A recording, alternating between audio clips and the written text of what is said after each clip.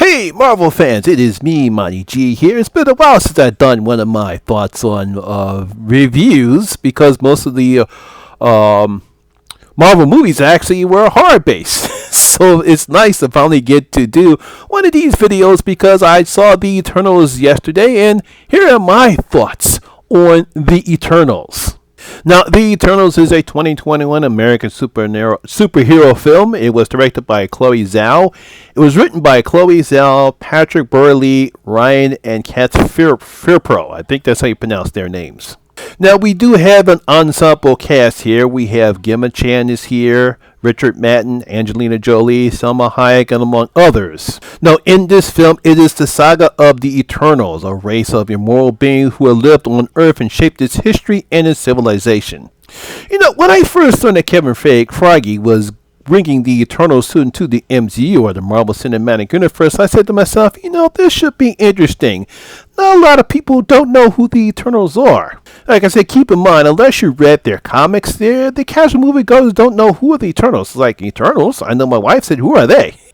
Now, they were created by the legendary comic book writer Jack Kirby back in 1976, and the Eternals have a rich and complex backstory similar to the X-Men.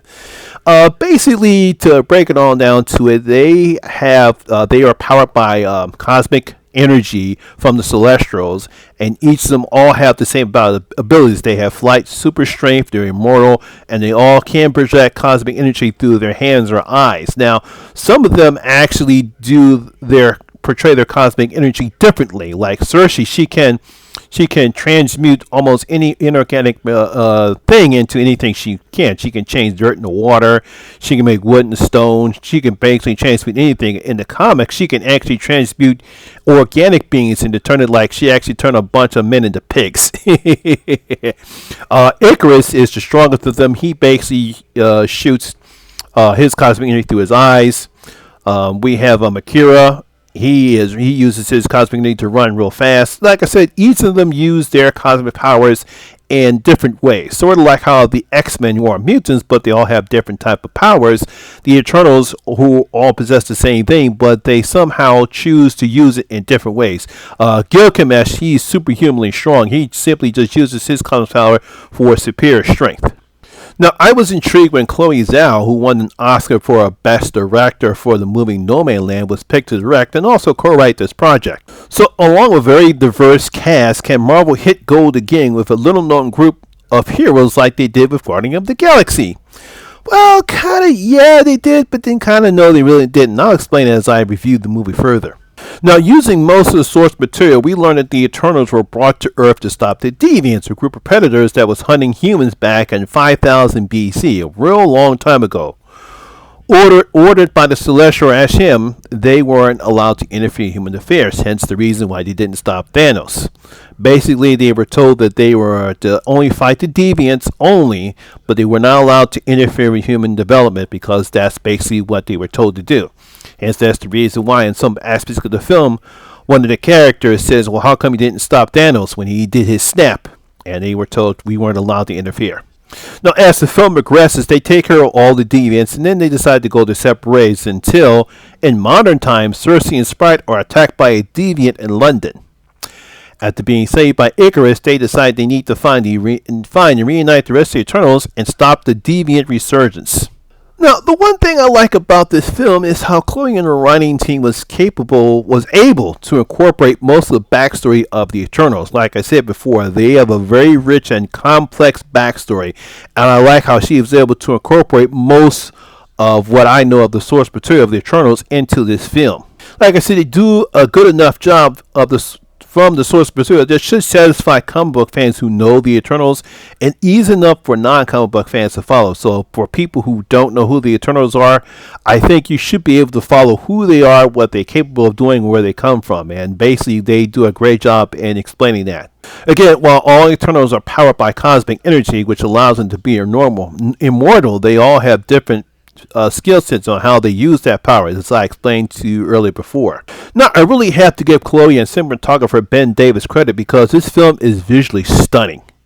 First thing I have to talk about is the look of the celestial Ashium, because he looks like he is a very powerful being who could wipe out the entire universe with just a snap of his finger. Yeah, pun intended. If you thought Nano can just snap out just half of the universe with a snap of his finger with the Infinity Glove, on Ashium, he could just go like that and the whole universe, I'm not talking about half, the whole entire universe would be gone just like that.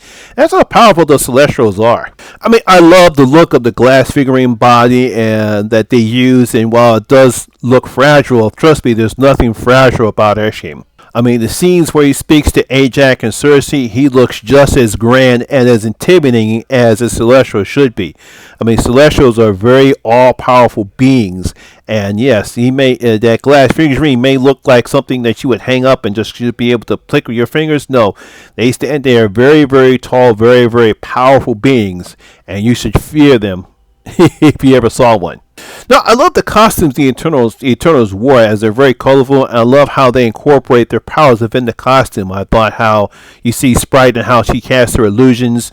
We see Athena, how she creates her swords with her powers. We see Gilgamesh and how he uses his strength. All their powers are incorporated within their costumes. I like how they really combine all that information. It was good filmmaking right there. Now, she does a good job in showing how all the Eternals use their powers, so the fight scenes are good. I just wish they were fighting something different than the Deviants, because that's the only thing we really see. And we see some other fight scenes in the film, and we also see Makira, how fast she runs, but I just wish I would see them fighting something different than Deviants. Now, all the actors do a great job in the roles. Gemma Chan, if you remember, she was actually in Captain Marvel, so this is her second go-around in the MCU.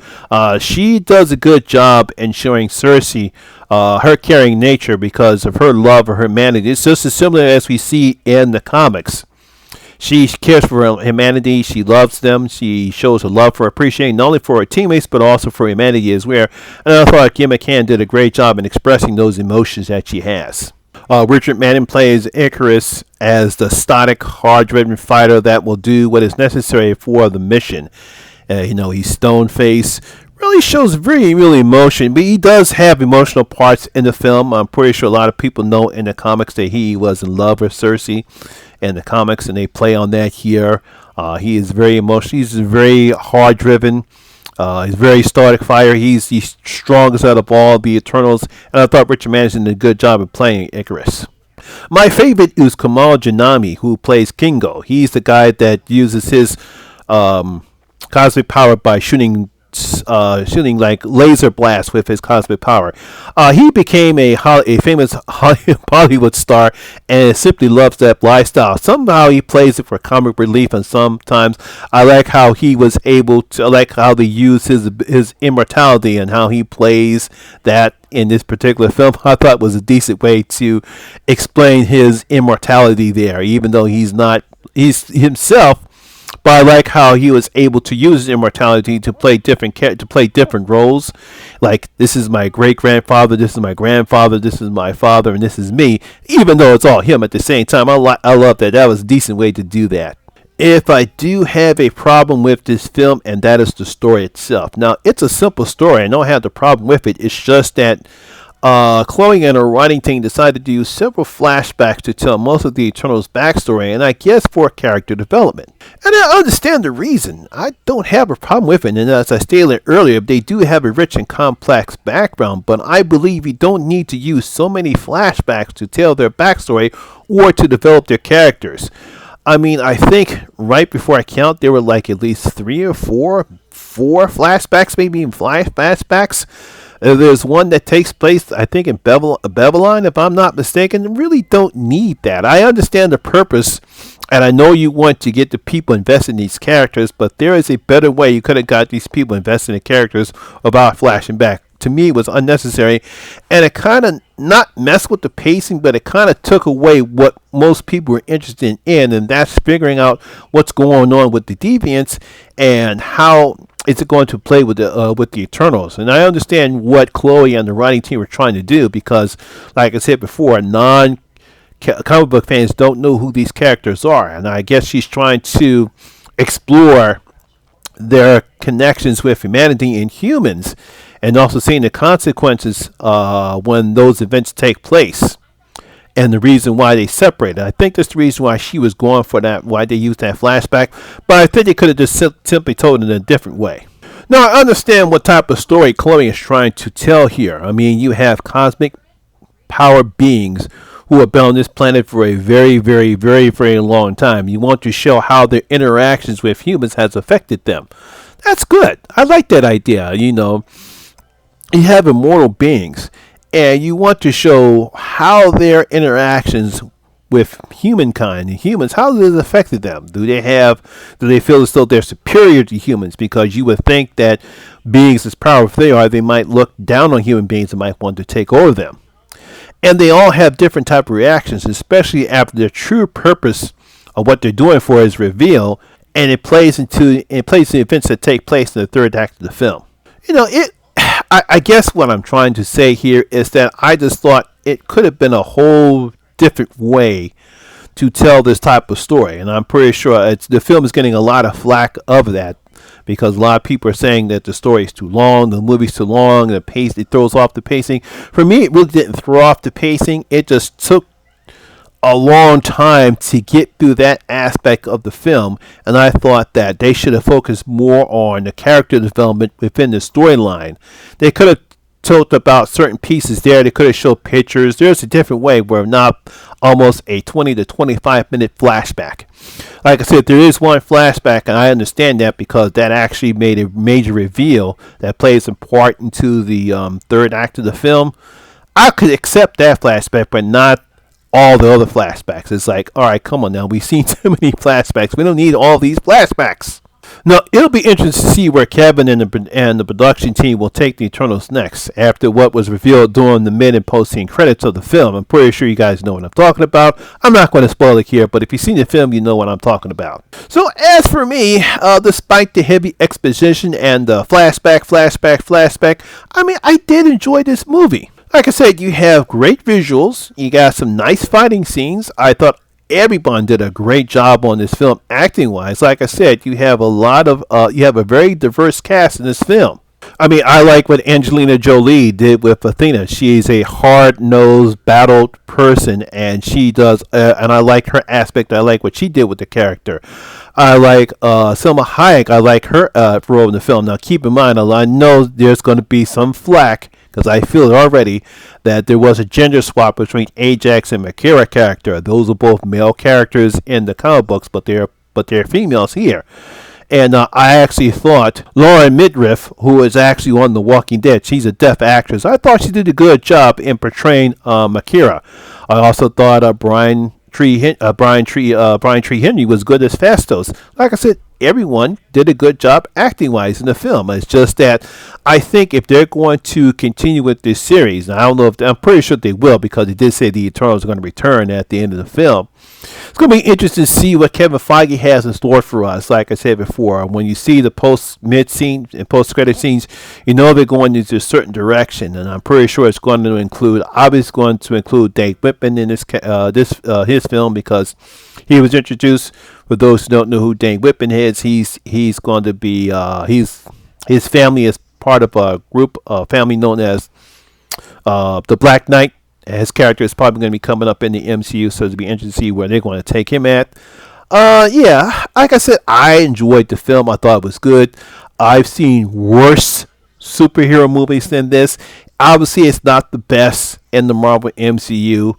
Obviously, I was not expecting Avengers Endgame. Was not expecting Captain America, the Winter Soldier. Would I rank this at the top 10? Maybe not. I don't know where I would rank it at. But for me, as a start for the Eternals, I thought it was pretty good. They just have to try to not do this many flashbacks if they're going to bring Chloe Zhao back to do the next film. So there you have it. That is my review or my thoughts on the Eternals. If I were to give this any type of ranking, I would give it a 2.5 out of 5 stars. Like I said, it's a good film. It's a nice way to introduce this type of a storyline and these type of characters in the film. Like I said, if they would have condensed the story a little bit more better and fleshed out the characters more, this would be probably one of my top 10 when it comes in the MCU. But it's probably not going to make my top top 10. But I hope you guys liked this review. I hope you enjoyed it. If you did, please give me a thumbs up, like, and share. Also, have you seen The Eternals? What do you think about it? Please leave your comments in the comment section below and tell me what you thought about the film. Also, if you're new here, please hit that subscriber button and ring that notification bell. That way you'll be notified anytime when I put a new video such as this one. Once again, my name is Lamont Smith. I thank you very much for watching, and I'll see you in my next video. I'm out.